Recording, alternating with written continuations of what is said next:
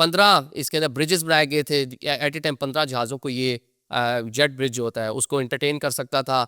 8 यहाँ पे बेल्ट्स बनी हुई थी जो बैगेज आता है उसके लिए, लेकिन रनवे अच्छी है, इंफ्रास्ट्रक्चर उस लेवल का नहीं था कि A380 जो सबसे बड़ा दुनिया का जहाज इस टाइम उड़ता है वो यहाँ पे लैंड कर सके। लैंड कर सकता है, रनवे गुड है, जिस तरह कराची की रनवे को तोसी दे रहे हैं कि लैंड कराने के लिए वहाँ पे A380, मतलब मुसाफिर बहुत ज़्यादा है दुनिया में अब इस टाइम, ज़्यादा इस्तेमाल होने वाला जहाज़ है, ज़्यादा से ज़्यादा पैसेंजर आ सकता है, 850 तक लोगों को लेकर उड़ सकता है।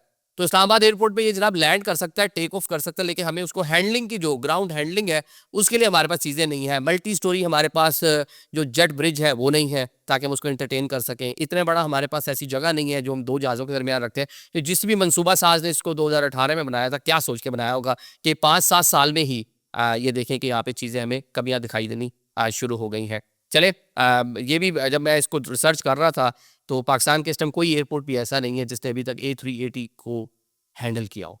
कितनी अफसोसनाक बात है। मतलब एक बड़ा मुल्क, एविएशन इंडस्ट्री यहाँ पे, ये सारी चीज़ें, लेकिन अभी तक A380 जो दुनिया का बड़ा जहाज़ है, अभी तक हमने उसको एंटरटेन नहीं किया पाकिस्तान के अंदर।